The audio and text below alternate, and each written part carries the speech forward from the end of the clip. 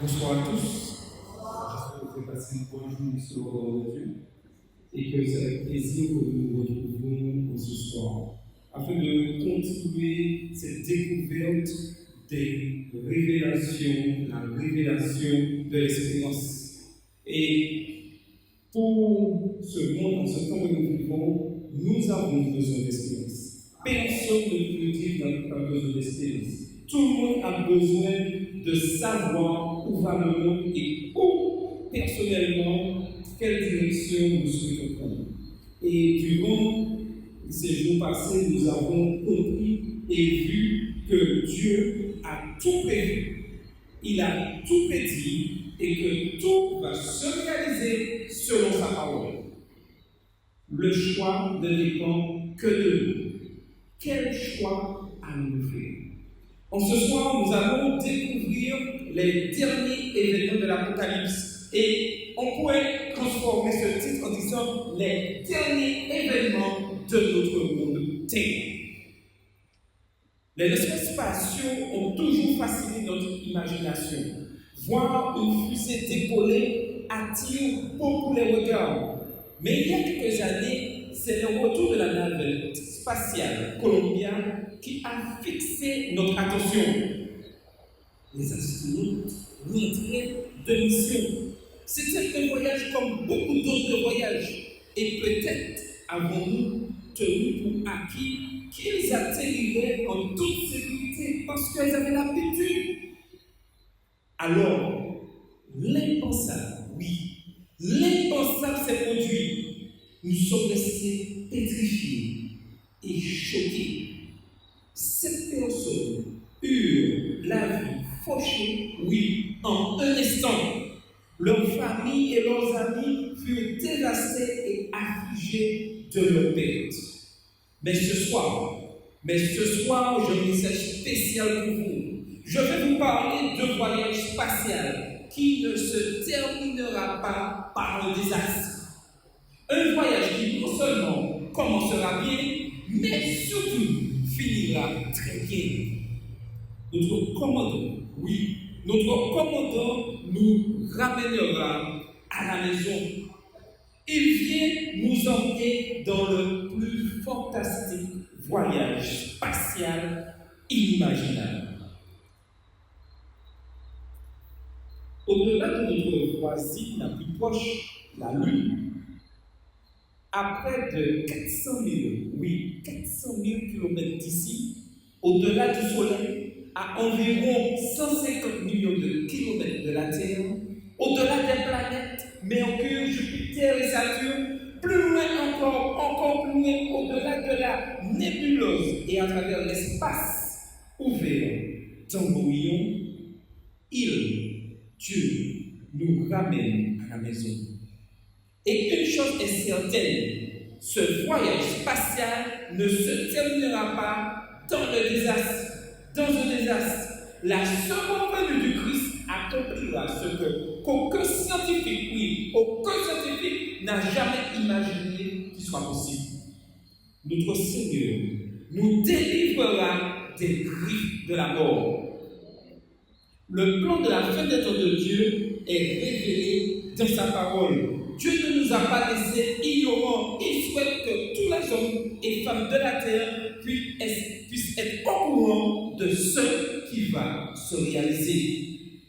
C'est ce qui nous donne confiance, c'est ce qui me donne foi pour continuer à proclamer le nom de Jésus. C'est ce qui nous permet de prendre position pour les Écritures. Et n'oublions pas notre slogan de la prière.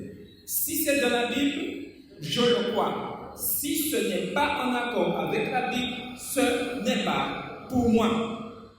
Le point culminant des prophéties dans la Bible, en particulier celle du livre de l'Apocalypse, est la seconde venue de Jésus-Christ. Souvent, beaucoup de personnes, lorsqu'ils entendent le mot Apocalypse, voient désastre, peur. Mais en ce soir, je voudrais vous dire, comme nous l'avons vu mercredi dernier, l'Apocalypse, c'est quoi? C'est la révélation de Jésus-Christ.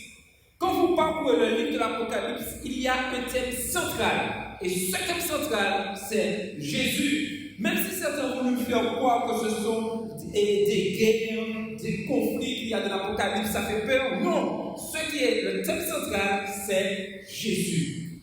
Ce n'est pas le dragon, ce n'est pas la bête à cette tête. Les grandes prophéties du livre de l'Apocalypse ne se concentrent pas sur la bête, mais se concentrent sur Jésus-Christ. Nous avons un ennemi tellement subtil qui fait croire que dans le livre de l'Apocalypse, il y a des bêtes, des monstres. Certes, c'est vrai, mais l'accent est surtout mis sur l'amour de Jésus-Christ. Ces prophéties décrivent le retour de notre Seigneur et le point culminant de l'histoire. Donc, n'ayons pas peur du livre de l'Apocalypse. Utilisons ce livre constamment dans nos études. Proclamons ce livre partout. Et c'est ce que nous vivons durant cette année. Ouvrons le livre de l'Apocalypse, le chapitre 14, le verset 14, pour regarder ce qui est écrit. Apocalypse 14, verset 14. Nous lisons. Je regardais, et voici, il y avait une nuée blanche, et sur la nuée était assis quelqu'un qui ressemblait à un fils d'homme, ayant sur sa tête une couronne d'or, et dans sa main une faucille tranchante.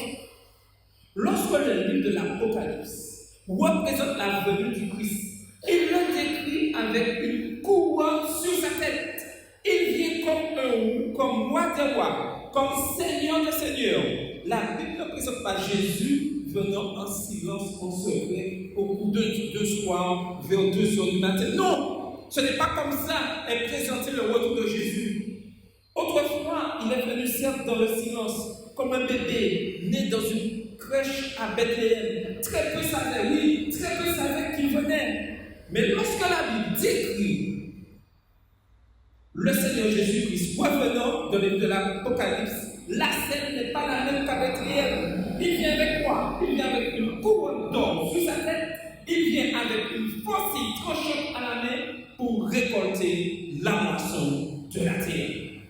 La Bible représente toujours le Christ venant avec puissance et en gloire. Lorsque vous lisez le livre de l'Apocalypse, il le représente toujours, oh oui, toujours revenant en majesté.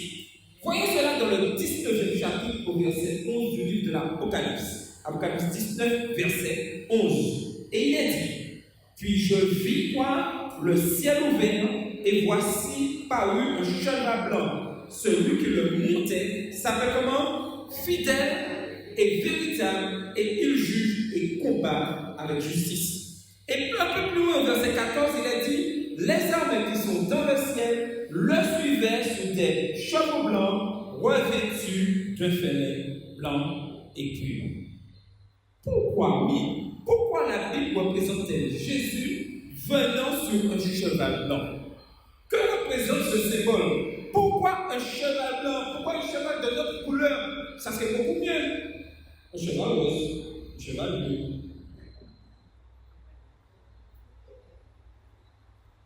Quand Jésus vient avec une couronne d'or sur sa tête, chevauchant un cheval blanc, c'est le symbole de la pureté, le symbole de la victoire et le symbole de triomphe. Le blanc est symbolique de pureté, de victoire et de triomphe. Donc il ne fait pas avoir d'autres couleurs.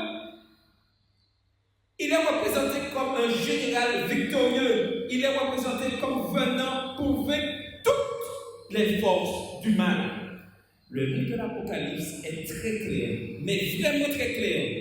Jésus revient victorieux, triomphant et glorieux. Consultons encore le livre de l'Apocalypse au chapitre 11 au verset 15 pour voir ce qui nous est dit. Apocalypse 11, verset 15. Le royaume du monde est remis à notre Seigneur et à son Christ, et il régnera au siècle des siècles. Quand Jésus reviendra, la grande controverse, c'est-à-dire le conflit entre le bien et le mal, prendra fin. Le péché et les pécheurs ne seront plus. La venue de Jésus n'est pas un événement mystérieux. Certains veulent faire croire que Jésus viendra durant la nuit, ou certains font croire qu'il y aura un enlèvement secret et que les bons vont partir et les méchants vont rester. Ce n'est pas ce que la Bible dit, et nous allons en parler tout à l'heure. Quand Jésus reviendra, la grande controverse contre la fin. Il vient régner sur tout l'univers. Il vient pour être adoré et loué par les rachetés pour toute l'éternité. Il y a deux questions très importantes que beaucoup posent concernant le retour de Jésus. La première question est: comment Jésus reviendra-t-il la seconde fois? Deuxième question: comment puis-je savoir que je serai prêt quand il reviendra? Et tout le monde se pose cette question, parce que n'oublions pas que nous vivons dans le conflit entre le bien et le mal, et notre ennemi cherche par tous les moyens à embrouiller le message de l'Apocalypse.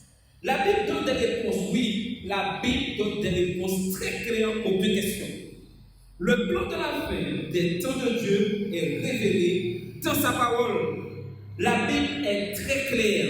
Jésus décrit l'une des tromperies qui aura lieu avant son retour. Ouvrons la parole dans Luc 17, verset 23, et lisez ce qui est écrit. Luc 17, verset 23. On vous dira: il est ici, il est là. Mais qu'est-ce qu'il est dit? N'y allez pas, ne courez pas après. En d'autres termes, si quelqu'un vous dit en ce soir: Jésus revient secrètement pour quelques élus à Grandrivière, donc, disons, au Marais, nous sommes au Marais. Au Marais, est-ce que vous y allez? Non. On commence à venir. Ou qu'il apparaît, que Christ apparaît quelque part, n'importe où sur la terre. Et je prends par exemple le Japon. Est-ce que vous allez prendre un billet rapidement d'avion pour faire Fort-de-France Paris-Tokyo parce qu'on vous a dit que Jésus est au Japon? Vous n'irez pas. Ces affirmations sont fausses. Quelqu'un pourrait dire oui qu'il est à New York, qu'il est à Paris, Tokyo, et toutes les villes que vous pouvez imaginer. Disons, à ce donné, je sais c'est un peu beaucoup de le sauter. Si on vous dit ça, il n'est pas là. Certains vous diront: il est ici ou il est là. Ne courez pas, non, ne courez pas. Et au verset 24, verset 17, il est dit: car comme l'éclair resplendit et brille d'une extrémité du ciel à l'autre, ainsi sera le Fils de l'homme en son jour. Le Christ ne se présentera pas à l'improviste à une entrevue télévisée à New York ou sur Martinique Première, comme faisant des miracles. Vous n'allez pas voir ça apparaître aux informations à la télé. Vous n'allez pas voir une information: oui, il est à Paris sur les Champs-Élysées et il fait des miracles. Non, il ne marchera pas dans quelques rues importantes du monde, à aucun moment. Il ne lèvera pas les mains en disant: je suis le Messie. À aucun moment. Sa venue sera comme la foudre qui éclaire et illumine le ciel. Le Christ descend d'en haut. Il ne s'élèvera pas d'en bas. C'est une précision importante. Le Christ descend d'en haut. Il ne s'élèvera pas d'en bas. Ça veut dire que si quelqu'un dit qu'il apparaît quelque part, ça veut dire que c'est de la terre qu'il apparaît. Et la parole de Dieu nous dit le contraire. La venue du Christ se fera avec gloire. Mais quelqu'un dira: est-il vraiment nécessaire de comprendre tout cela? Si j'aime simplement Jésus, n'est-ce pas suffisant? Mais celle que nous entendons partout souvent, il suffit d'aimer Jésus et puis c'est bon. Satan tente de tromper les gens et beaucoup sont effectivement, malheureusement, trompés. Il est le grand séducteur. Il contrefait la vérité pour détourner des millions de personnes. Mais Jésus, oui, Jésus révèle clairement son propre plan. Permettez-moi de partager avec vous quelques faits très clairs sur la seconde venue de Jésus. Parce que la Bible ne nous a pas laissé ignorants. Dieu ne nous laisse pas ignorants. Le retour du Christ sera un événement littéral.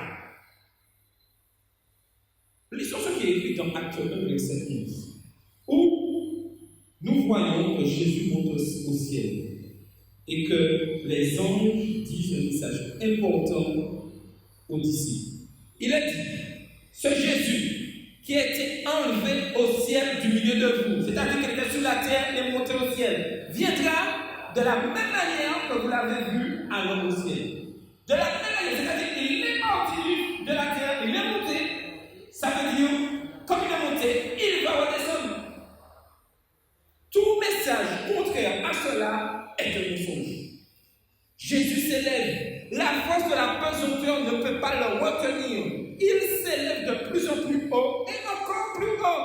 Pendant que les disciples, les disciples le regardent avec émerveillement. Et la Bible dit, ce Jésus qui a été enlevé au ciel, du milieu de vous, viendra de la même manière. Ils l'ont vu partir, ils le verront revenir. Un Christ réel et bien réel est monté. Et personne ne peut le contester. Mais Satan fait par toutes les manières de faire croire que Christ ne descendra pas. Mais en ce soir, je vous confirme par la parole de Dieu, un Christ réel descendra.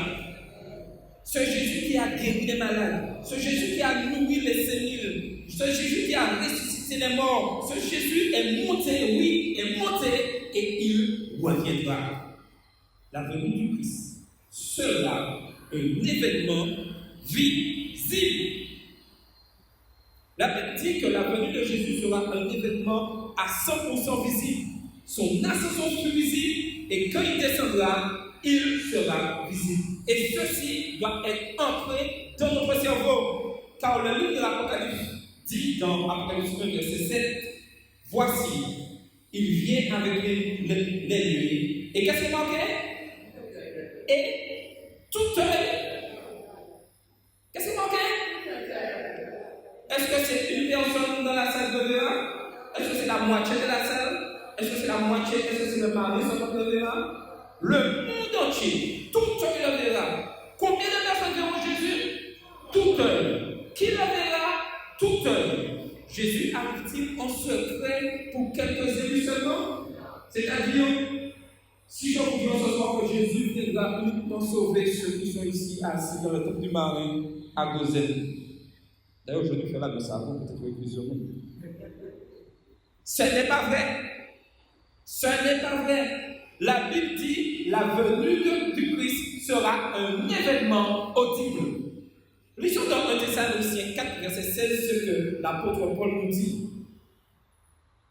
1 Thessaloniciens 4, verset 16. Et il est dit, car le Seigneur lui-même a un signal donné à la voix d'un archange et au son de la trompette de Dieu, descendra du ciel et les morts en Christ ressusciteront premièrement. Retenez ça. Les morts en Christ ressusciteront premièrement. Voici de bonnes nouvelles. Il vient littéralement. Un Christ réel revient. Il vient de manière visible et tout œil, oui, tout œil le verra. Voici de bonnes nouvelles. Voici de bonnes nouvelles que le monde a besoin d'entendre. Il vient de manière audible. Tout œil l'entend. Tout œil le verra. Toute oreille l'entendra. Avez-vous perdu une être cher de la mort? C'est une question que nous tous nous avons déjà vécue. Certains ont vécu la perte d'un petit bébé qui a été déposé dans la tombe. Un fils ou une fille qui a été perdu par une voiture qui a perdu la vie. Cette tombe est marquée. Oui. Chacun d'entre nous avons vécu ceci à cause du péché. Mais la Bible dit, car le Seigneur lui-même, à la voix de l'archange, descendra du ciel, et cette voix, oui, cette voix percera le tombeau de chaque croyant. Chaque croyant qui ont cru en la parole de Dieu, cette voix percera le tombeau. Il a dit à la voix de l'archange et au son de la trompette de Dieu, la trompette de la victoire, oui, la trompette du triomphe, oui, la trompette et la conquête sur la mort. La Bible dit, et les morts en Christ ressusciteront premièrement. C'est là une bonne nouvelle. Un jour, Jésus dira, par le prénom, Jean, Marc, Marie, tout ce que vous nommez, sort du tombeau de la mort avec un nouveau corps ressuscité. cet être aimé, cet être chéri pendant son vivant, sortira du tombeau et sera enlevé dans la gloire et l'immortalité pour rencontrer Christ dans les cieux. Et au verset 17 du livre de 1 Thessaloniciens, le chapitre 4, on continue la lecture. Qu'est-ce qui est marqué?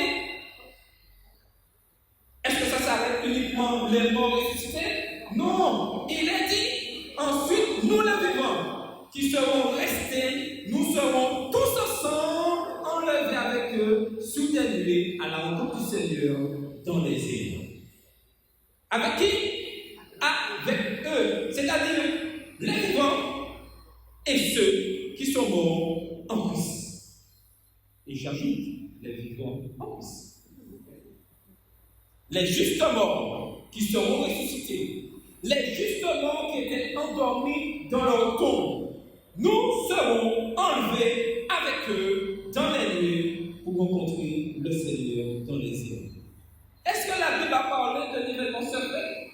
Est-ce que là on entend parler d'une partie de l'enlèvement secret, une partie passée sur la terre? Non, la Bible dit clairement, premièrement les morts, fidèles à la parole de Dieu, et ceux les vivants, fidèles à la parole de Dieu, seront enlevés ensemble.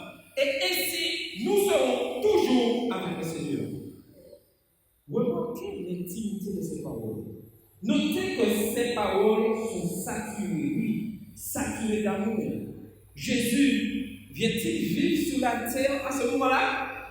Certains vous disent que Jésus reviendra sur la terre, sera au milieu d'une manière invisible, habitée, et on sentira sa présence. Et derrière ce nom, est-ce que c'est ce que nous avons dans la parole de Dieu? Pas du tout. Pas du tout. Pas du tout. Nous serons enlevés avec eux dans les nuées pour rencontrer le Seigneur dans les airs. Et ainsi, nous serons toujours avec le Seigneur. Où le rencontrons-nous? Où nous rencontrons Jésus? Dites-moi. Dans les airs. Remarquez bien, à aucun moment, Jésus ne met les pieds sur la terre. À aucun moment, Jésus ne met les pieds sur la terre. Retenez ceci. Ouvrons, continuons notre découverte de la parole de Dieu qui se trouve dans Matthieu 24, verset 26. Il nous est dit, si donc on vous dit, voici, il est dans le désert, n'y allez pas. La Bible dit que Satan va se déguiser, oui, se déguiser comme s'il était le Christ faisant de puissants miracles. Mais écoutez si quelqu'un vous dit, Jésus est en Égypte. Jésus est à Port-de-France. N'y allez pas. Cette tête qu'on décrit peut être illuminée et puissante avec toute la lumière que vous pouvez imaginer. La Bible dit, n'y allez pas. Car lorsque le vrai Christ reviendra, ce sera sur les nuées des cieux. La venue du Christ sera un événement glorieux. Et au verset 27 de Matthieu 24, il nous est dit, et je reprends ce verset que nous avons vu tout à l'heure, car comme l'éclair part de l'Orient et se monte jusqu'en Occident, ainsi sera l'avènement du Fils de l'homme. Ne me demandez pas scientifiquement comment cela va se réaliser, je ne sais pas. Mais je crois en la parole de Dieu qui dit qu'il viendra et que tout œil le verra. Que je sois en Martinique, que ceux qui sont au Japon, qui sont en Australie, qui sont où vous voulez, en même temps, tout œil le verra. Et nous avons un Dieu qui nous aime. S'il nous fait comprendre cela, c'est qu'il savait que notre ennemi aurait trouvé des moyens détournés pour faire voir qu'il revient. Malheureusement, beaucoup tombent dans le piège de Satan lorsqu'on leur dit qu'il y a un Christ à droite, un Christ à gauche, ils y vont. Mais si nous observons ce qui est marqué dans la parole de Dieu, nous n'y allons pas. Parce qu'il nous est dit, tout le verra. Si quelqu'un prend son téléphone portable, nous appelle, nous dit, oui, j'ai vu Jésus arriver, et que moi je ne le vois pas, il parle. On dit pas dans ça. Mais si seulement il prend son portable, il me dit, je vois Jésus, et je dis en même temps, je vois Jésus, nous sommes tous heureux parce qu'on monte tout de suite. On va laisser le portable à terre. Pas monter sur le comptable, ça, c'est grave. Mais à ce moment, je vois tout de suite parce que ça qu'il voit, là où il est, je le vois. Donc c'est bon. Le vrai Christ revient du ciel. Le vrai Christ revient pour ressusciter les morts. Remarquez bien ce que je veux dire. Le vrai Christ, il revient dans le ciel et ensuite il revient pour ressusciter les morts. Toutefois, vous avez entendu, oui, Christ est par là, Christ est par là. Est-ce que vous avez entendu que ces personnes ressuscitent les morts? Vous n'entendez jamais ça. Vous entendez des miracles, vous entendez des lettres, vous entendez peut-être un mort, mais c'est précisé, quand Christ revient, il vient ressusciter les morts en Christ. Premièrement, très bien. Le vrai Christ nous enlèvera dans le ciel pour voyager avec lui au-delà de la lune, au-delà du soleil, au-delà des étoiles, jusqu'à la salle du trône de l'univers, et nous serons toujours avec le Seigneur. Et Matthieu 24, verset 30 nous dit: alors le signe du Fils de l'homme paraîtra dans le ciel, toutes les tribus de la terre se lamenteront. Le Christ qui revient est comme l'éclair qui illumine le ciel, d'est en ouest. Il apparaît dans le ciel à toutes les tribus de la terre. Et Apocalypse 1, verset 7 nous dit: tout œil le verra. Vous voyez, ce ne sont pas seulement, vous avez bien vu, ce ne sont pas seulement les croyants qui verront quand il reviendra. Je n'ai pas dit tous les yeux de tous les croyants verront Christ. C'est marqué tout œil quand il reviendra. Quand le Christ revient, tout œil le voit, toute oreille l'entend. Il n'y a que deux catégories quand il vient. Il n'y a que deux catégories quand il vient: les sauvés et les désauvés, les rachetés et les perdus. Il n'y a pas de seconde chance quand Christ revient. Et elles, les tribus de la terre, verront le Fils de l'homme venant sur les nuées du ciel avec puissance et une grande gloire. Elles verront. La Bible dit: elles verront le Fils de l'homme venant dans une grande gloire. Jésus revient. Oui, Jésus revient littéralement, de manière visible, de manière audible, et Jésus revient glorieusement. La venue du Christ. Oui, la venue du Christ sera un événement culminant. La venue du Christ est l'événement décisif dans l'histoire des hommes et des femmes qui vivent sur la terre. Continuons notre découverte de la parole de Dieu et lisons donc 1 Corinthiens 15, versets 51 à 53 ce qui suit. Voici, je vous dis, un mystère. Qui est le mystère? J'aime bien ça, être un mystère. Et voici un mystère qui nous est révélé. Nous ne mourrons pas tous. Et là, c'est important ce verset. Mais tous, nous serons changés en un instant, en un clin d'œil, à la dernière trompette. La trompette sonnera et les morts ressusciteront incorruptibles, et nous serons changés. Nous serons changés, on parle des vivants. C'est un événement culminant, c'est un événement dramatique. Car il faut que ce corps corruptible revête l'incorruptibilité et que ce corps mortel revête l'immortalité. Pouvez-vous imaginer quand le Christ descendra du ciel? Imaginez cela. La terre, elle est illuminée de Dieu, de la gloire de Dieu. Le sol tremble. Là, nous n'aurons pas peur d'être en Angleterre, ceux qui sont fidèles à la parole de Dieu. Les bâtiments s'effondrent, les éclairs s'effondrent. Le firmament, le tonnerre gronde 10 000 fois, 10 000 anges s'empressent vers les tombes alors que des croyants justes en sortent. Leurs corps n'ont plus la malédiction du péché. Il n'y a plus d'oreilles sourdes, plus de yeux aveugles, plus de membres arithmétiques,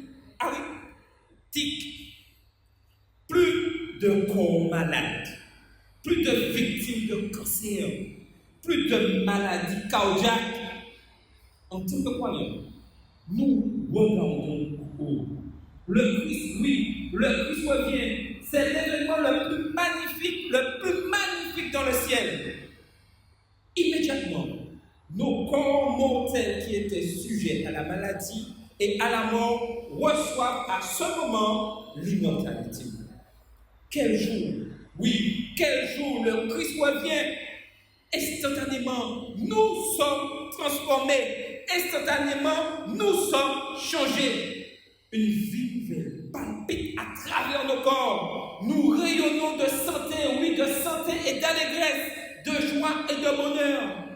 Alors que Christ descend en gloire, nous chantons ses louanges pendant que nos corps sont changés de corruptible à incorruptible.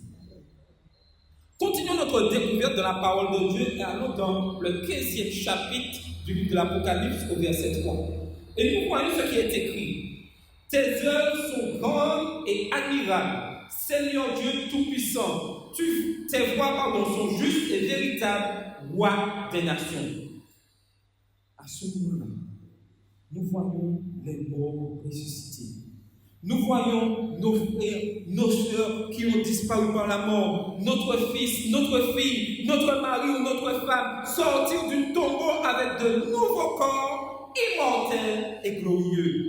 Les anges nous les présentent à nouveau. Nous nous embrassons avec les larmes coulant le long de nos joues. Nous nous élevons, oui, nous nous élevons ensemble. Imaginez cette scène, des bien-aimés qui s'embrassent, des familles réunies sur la scène la plus poignante de tous les temps. Nous voyons des êtres chers sortir de la tombe et nous chantons, tes œuvres sont grandes, ô Dieu, et admirables, Seigneur Dieu Tout-Puissant, tes voies sont justes et véritables, Roi des nations. Nous le voyons venir comme Roi des rois, Seigneur des seigneurs. Et nous écrions ce texte qui est écrit dans Ésaïe 25, verset 9.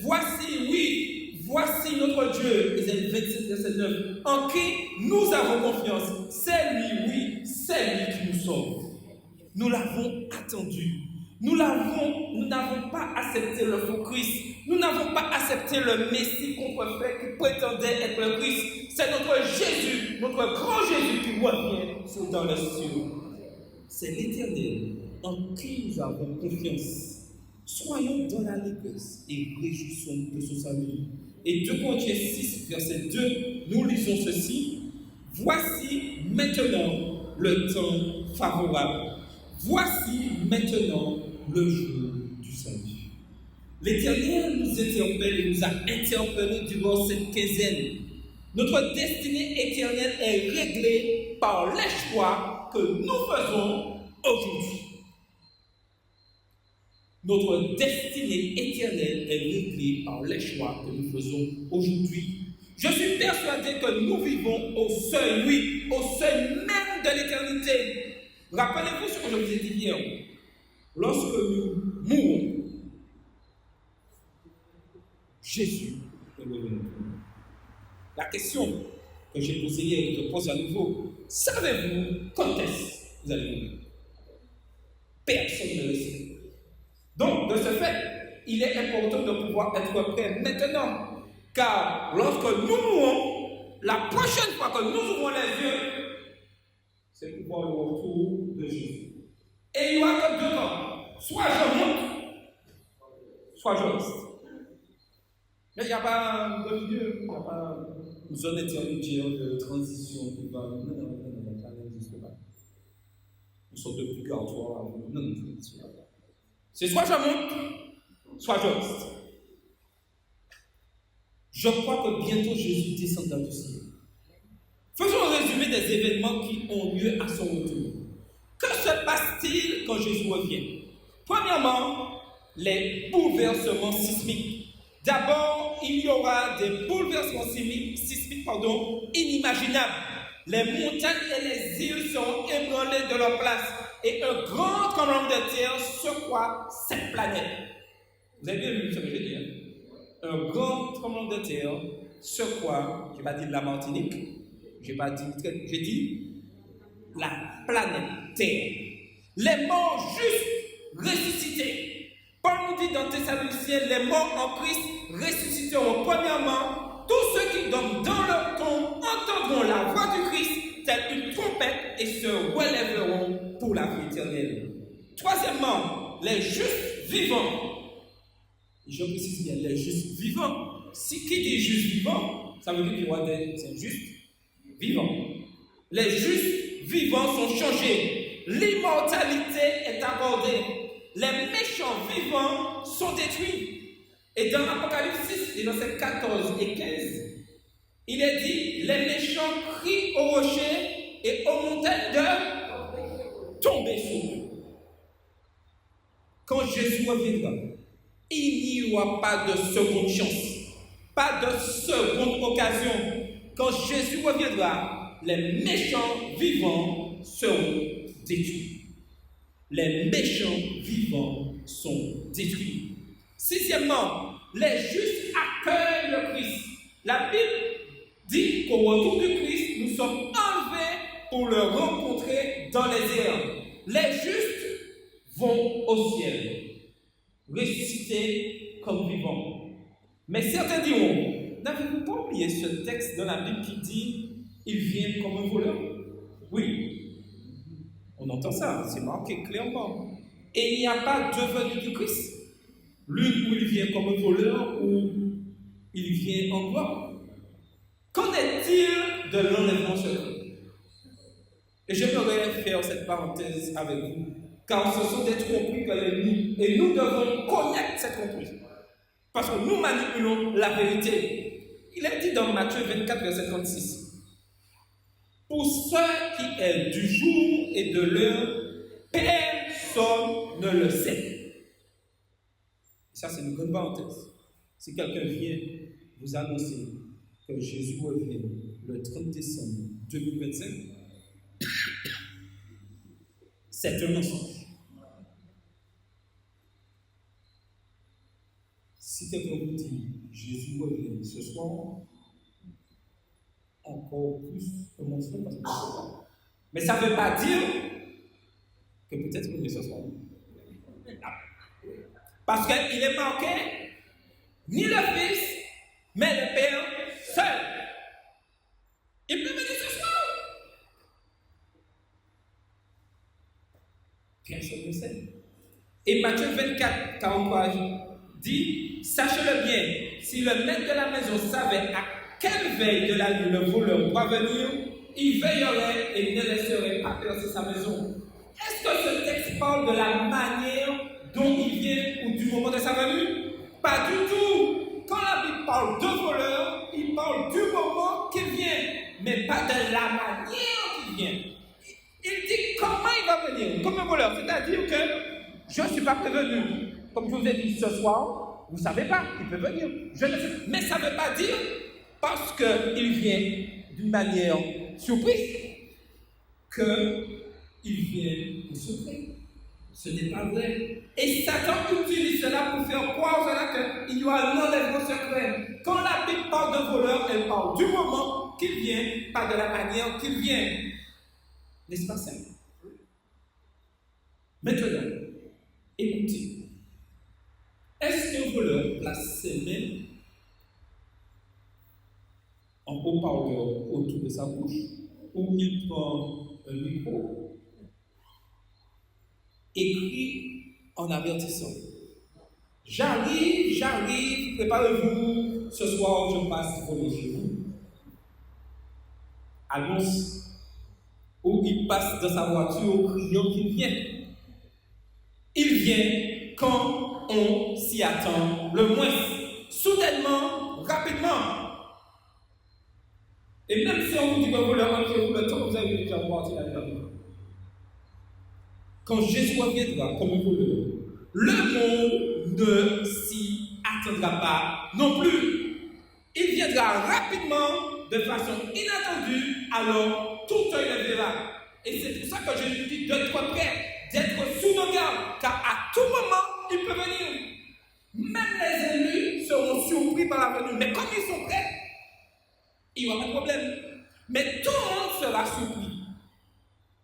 La Bible n'enseigne pas qu'il vient secrètement comme un voleur, pas du tout. Et lorsque nous voyons la suite du verset, c'est pourquoi vous aussi, tenez-vous prêts, car le Fils de l'homme viendra à l'heure où vous n'y penserez pas. Et 2 Pierre 3, verset 10 dit ceci: le jour du Seigneur viendra comme un voleur. En ce jour, les cieux passeront avec fracas les éléments embrasés se dissoudront et la terre avec les œuvres qu'elle renferme sera consumée. Quand? Oui, quand il viendra comme un voleur. Quand? C'est une question que nous posons souvent. La seconde venue est une surprise pour ceux qui ne sont pas préparés. Ceux qui sont préparés savent qui reviendra.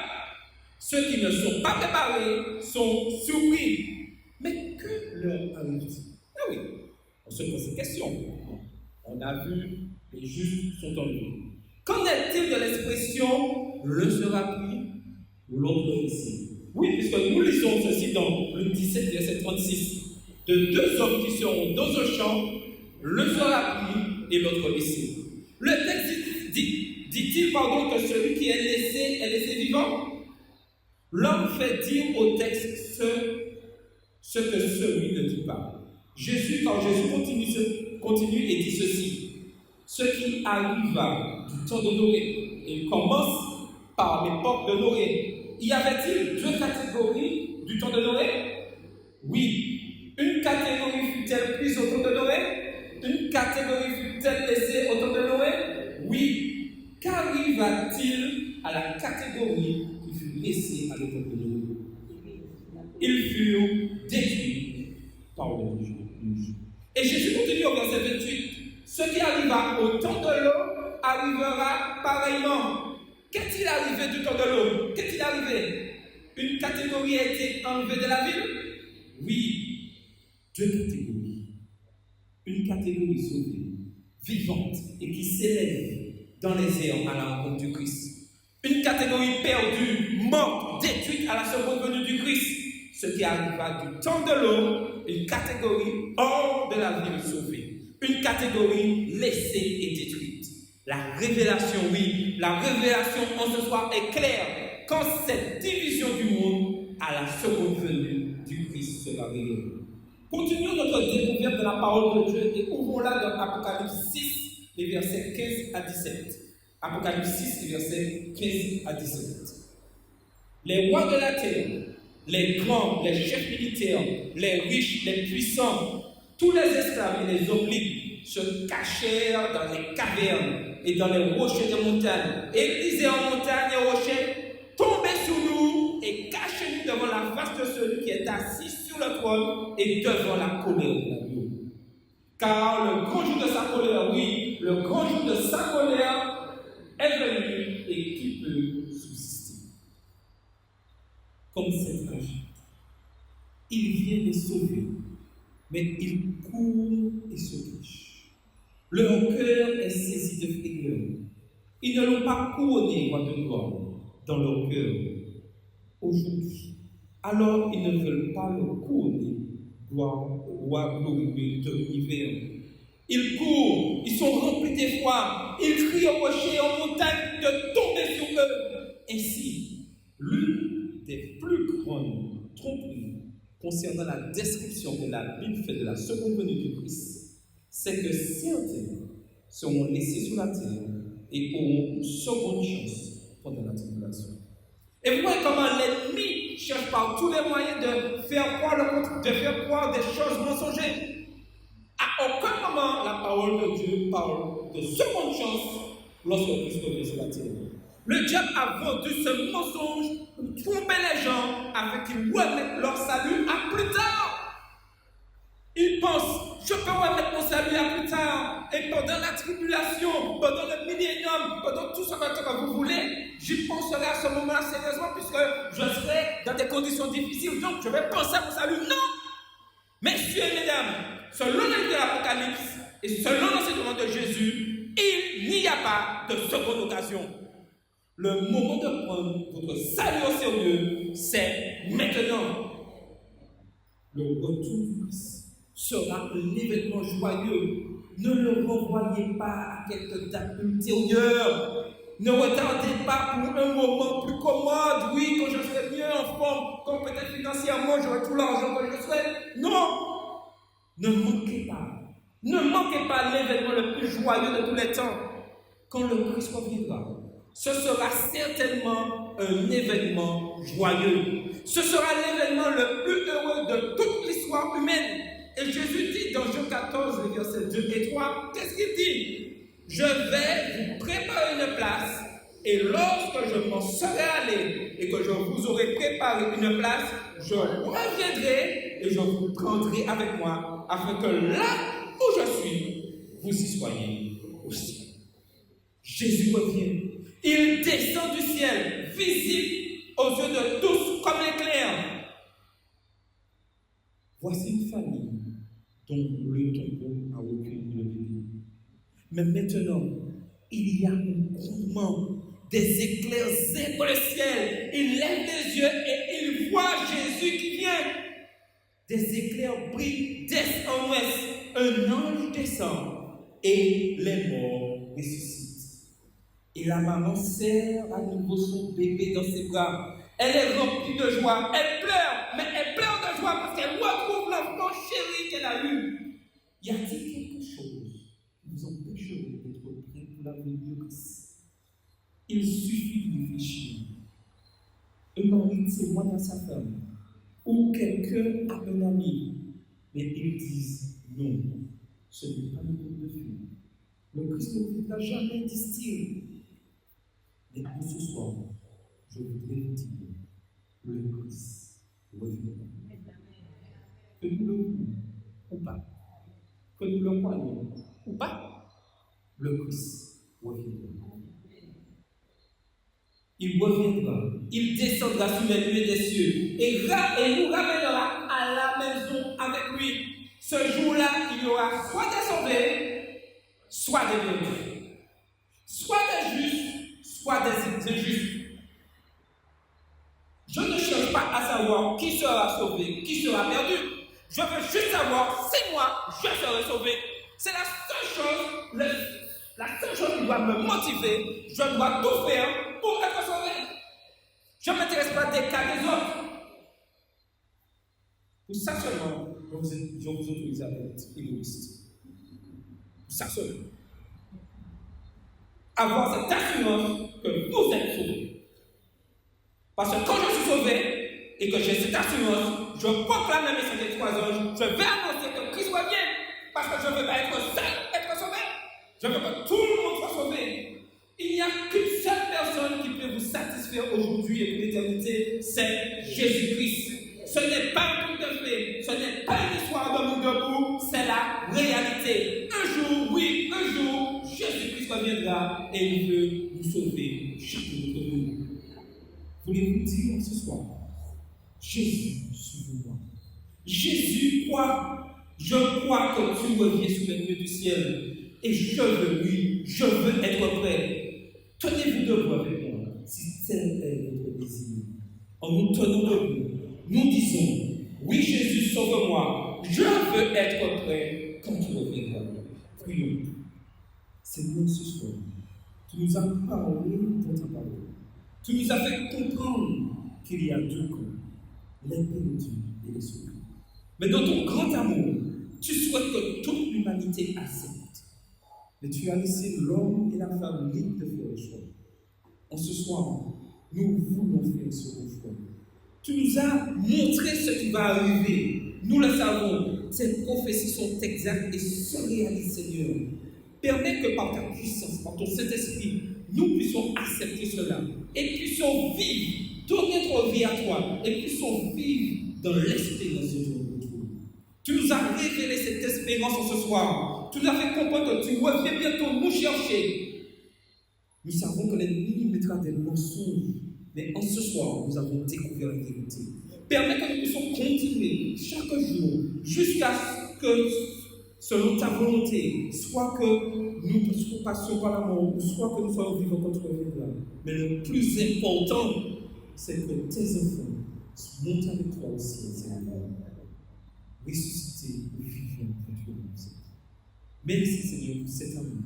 Et que par tout cet esprit, nous puissions continuer à te servir.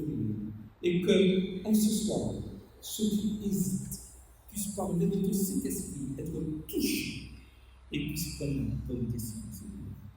Continue à nous bénir, à nous sanctifier, avec les deux hospitaliers.